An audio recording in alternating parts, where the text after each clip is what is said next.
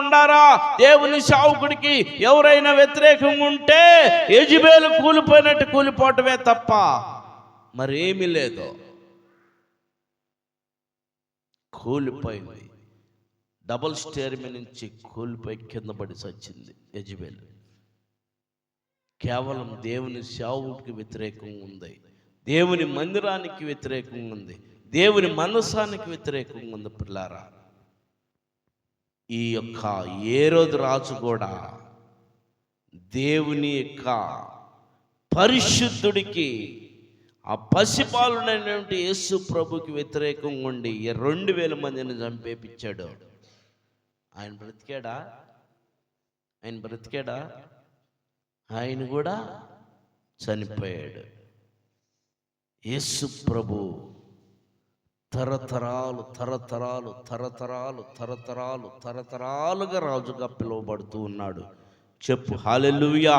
ఆఖరికి సిలువ మీద కూడా ఒక రాజుగా ఉన్నటువంటి పిలాతు కూడా అన్నాడు, నువ్వు యూదులకు రాజు వంటగా అని. చూడండి, ఒక రాజు, మహారాజు లాంటి వాడు అన్నాడు, నువ్వు యూదులకు రాజు వంటగా అని. పిల్లారా, నా రాజ్యం వేరు, మీ రాజ్యము వేరు. ఏంటి నీ రాజ్యం? నీతి, న్యాయం, సమాధానకరమైనటువంటి నా రాజ్యం. ఈరోజు నువ్వు నీతిగా జీవిస్తున్నావా? నిజాయితీగా జీవిస్తున్నావా? సమాధానకరంగా జీవిస్తున్నావా? ఈ ఉదయకాలం తెలుసుకోవాల్సినటువంటి సత్యం నువ్వు ఎలా జీవిస్తున్నావు, ఎలా బ్రతుకుతున్నావు, నీ బ్రతుకు జీవితంలో ఎలా ఉన్నావు? ఒకసారి నీకై నువ్వు పరీక్ష చేసుకో. లేకపోతే నీ పరిస్థితి ఎలా ఉండిద్దో తెలుసా?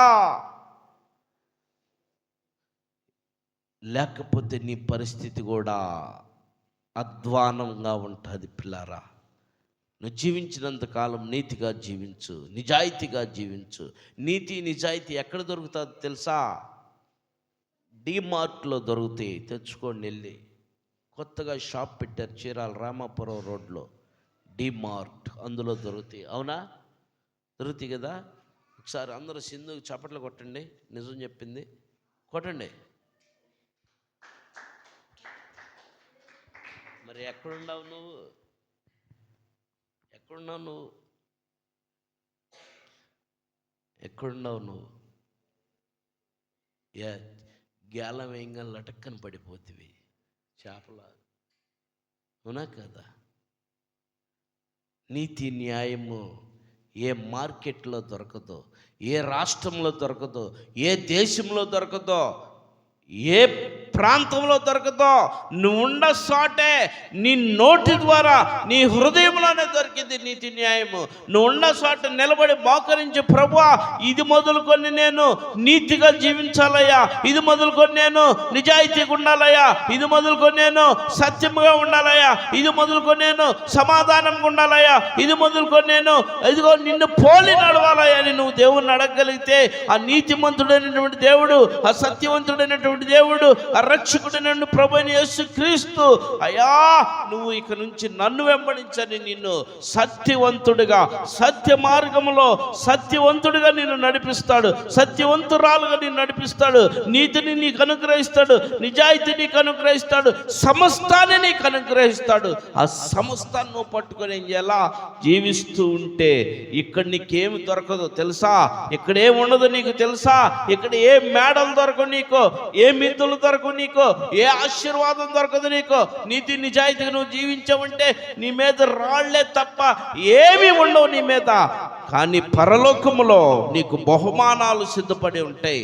పరలోకంలో నీకు, నిత్య రాజ్యంలో నీకు గోల్డ్ మెడల్తో, సత్కారంతో నిన్ను ఆహ్వానిస్తారు. Welcome party. యేసు ప్రభు అంట స్టెఫెన్ చచ్చిపోయినప్పుడు, స్టెఫెన్ చంపేసినప్పుడు యేసు ప్రభు వెల్కమ్ పార్టీ ఇచ్చాడంట. హల్లెలూయా. బా, ఎంత ధన్యుడో కదా. యేసు ప్రభు వెల్కమ్ పార్టీ ఇచ్చాడంట. వెల్కమ్ పార్టీ ఐడియా ఉందా మీకు? వెల్కమ్ పార్టీ ఐడియా ఉందా? ఐడియా లేదు మీకు.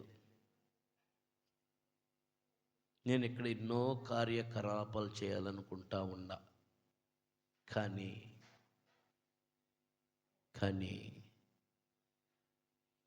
కలిసి రాలేకపోతున్నారు.